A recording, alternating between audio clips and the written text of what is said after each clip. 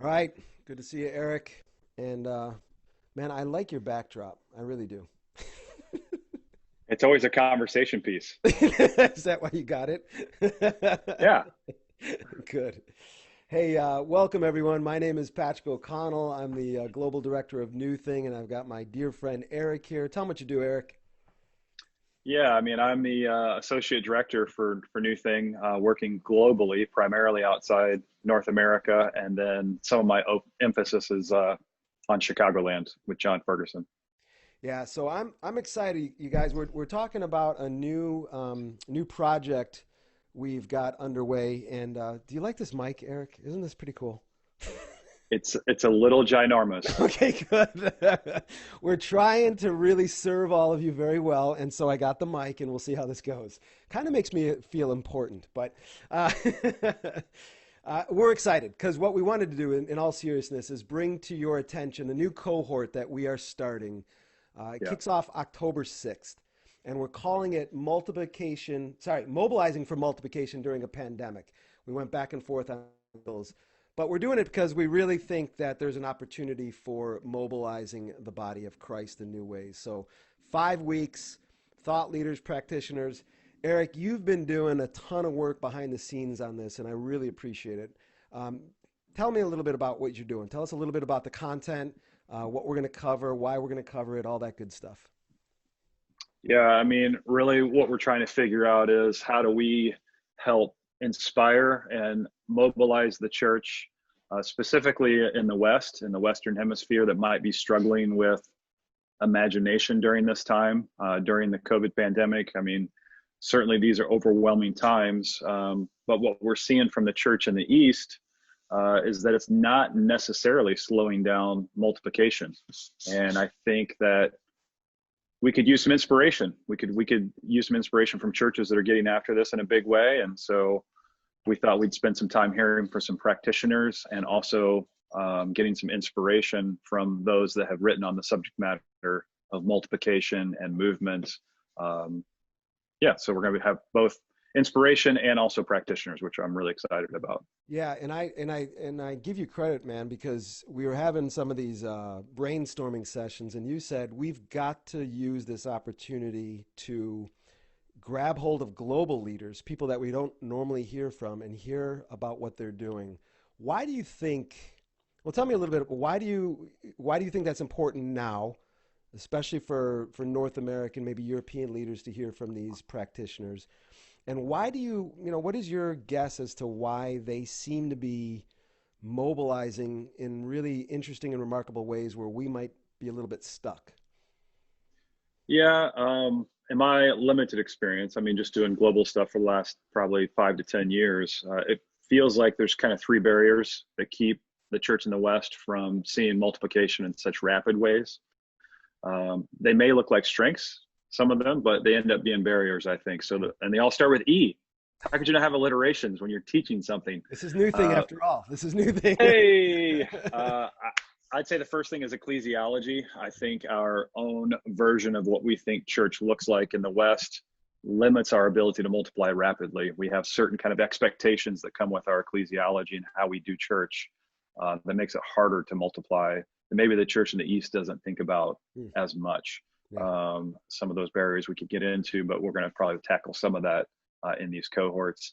I'd say the second thing is economics. I think we have a payroll issue when it comes to how we multiply churches. And I think how much we spend when we launch churches, man, if we got honest about some of those numbers, they're just bonkers amounts of money. Yeah. And we need to think about and rethink what that looks like. And then the third one is ego.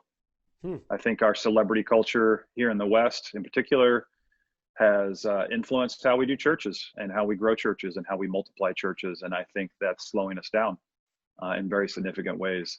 And so, to be caught up and inspired by churches in the East and how they multiply could help us reconcile some of those barriers and break through Ecclesi- them. Ecclesiology, economics, and ego being barriers to mobilization. So I love it. Um, Tell me a little bit about what can be some key takeaways for people's commitment to this cohort. So we're going to ask them for five five 1.5-ish hours sessions.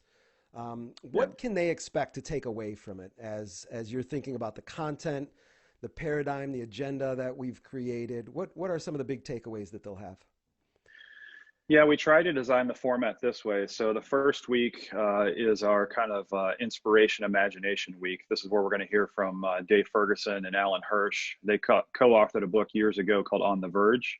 And we're going to spend some time looking at this very simple kind of flywheel of see it, get it, do it, where we're going to talk about how important storytelling is and inspiration is, how important it is to lead people to paradigm shifting, and then to give them simple practices so they can apply some of these simpler multiplication disciplines that we need when it comes to church planting and multiplication. So David Allen will be on the first week.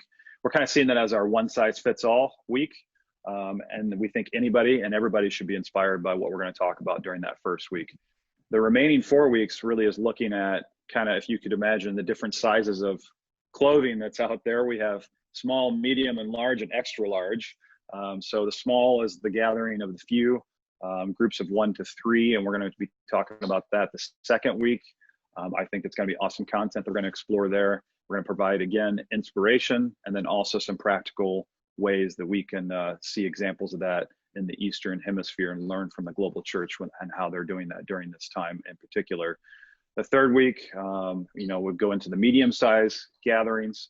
And so we're talking about groups of I forget the numbers we said there, Patrick. Do you remember the medium size by Yeah, chance? I think we Actually, said like 15 to 50 people. I'm looking over the notes here. 15 to yeah, yeah.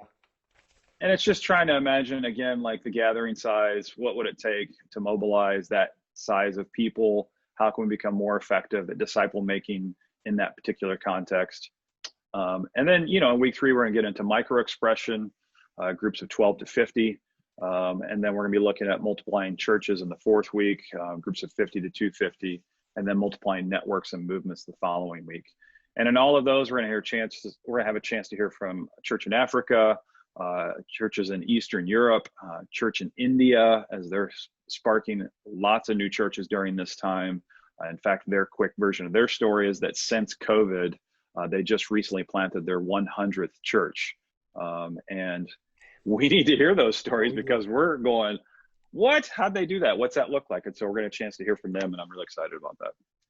Yeah, I'm excited about the content and what we've heard. Maybe this is a bit of a softball, but man, there are a lot of leaders in North America and Western Europe who are talking about these mid or micro or missional community expressions. I mean, heck, we're doing them at community as well. Why do you think that's become such a hot topic? Why do you think everyone's talking about this mid-level kind of expression right now? What's hitting you about that? Yeah, I mean, it's, pandemic and challenging times force us to have imagination, Mm. and forces us to kind of think outside the box. And I think many of us as apostolic leaders, we've wanted to try this stuff for quite some time. And I think we've just been either fearful or some of those barriers that I talked about earlier keep us from doing that. So I think God's going to use this time. I think it's leading us to a place of imagination again. It's helping us be creative about how we do things.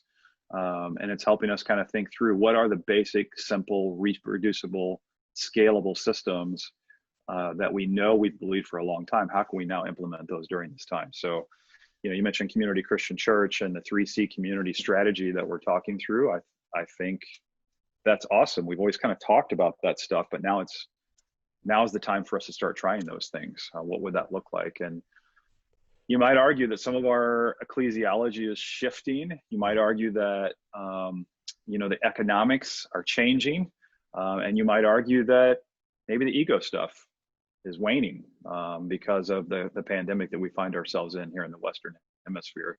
And maybe those 3 E's can be put aside. It can actually get focused again relentlessly on multiplication, which would be awesome. Yeah, and I love how you put it because I was thinking back to when the COVID crisis hit and we started all these coaching groups, and I was blown away by the number of churches that signed up for them. I mean, they were with our partners. It was like 1,500 churches. It was amazing. And man, it was so cool to be able to walk through the challenges of that season with these leaders. We encourage them to start shifting and thinking about things differently. But what I love about what we're doing here with this 5 week cohort is really examining the opportunities that are coming as a result of COVID. Yeah. Unprecedented opportunities. Talk to me a little bit about that. What do you see in terms of the opportunities that might come on the other side of this 5 week cohort for a church or a church leader that goes through it? Yeah, I mean, wouldn't it be great if we actually embraced a simple practice? And the simple practice would be that our next church planters are already in our church. Hmm. Yeah.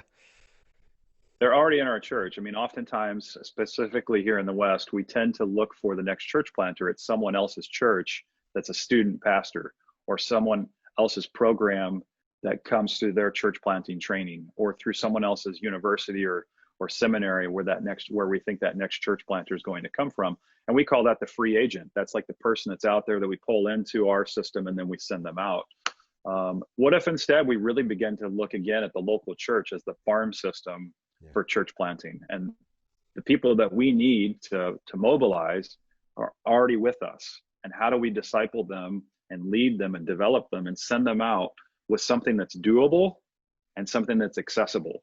And I think too often this multiplication that we've been doing for the last, let's just say, 25 years, it's expensive, it's time consuming, and it takes a very special kind of person to do it. And that model is fine. Maybe we need to keep doing that model, but there's like maybe another 1,000 different ways that we could do it that would mobilize 1,000 different kinds of people, that would really allow for us to have this kind of like, oh, you know what? Maybe the next church planter is already in my church. Maybe it's that person that we're reaching now who's far from God, that we're leading them into a relationship with Jesus, and we're discipling into a church planter. And if you've done any kind of study of the global church, and you've looked at the church in China, or you've looked at the church multiplication movement that's taking place in the Middle East, that simple mantra that we've all heard if we're in this church planting conversation, which is every Christian disciple, every disciple a church planter. That simple mantra we have not locked into No. in the West, and we have an opportunity during this time to do that. Yeah, and I I love the way you put it because, for those of you who might not know much about NewThing, we're not trying to deconstruct anything, right? We're Yeah, not trying to no, point our finger at anything and saying that's bad, this is good, this is better.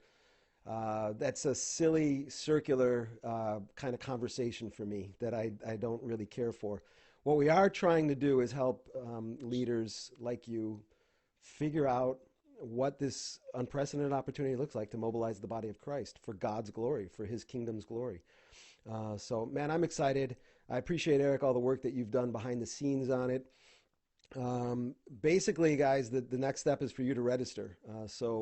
I know with this video, you're going to get a registration link. We are going to try to keep the registrations tight because we want to be able to really walk alongside and serve you. So please register right away. This is really for any church or church leadership team leaders that want to really investigate what it looks like to mobilize the body of Christ in these four spheres that Eric talked about. So, brother, I appreciate all the work that you've done behind the scenes on it, man, and I can't wait till October 6th to kick this off.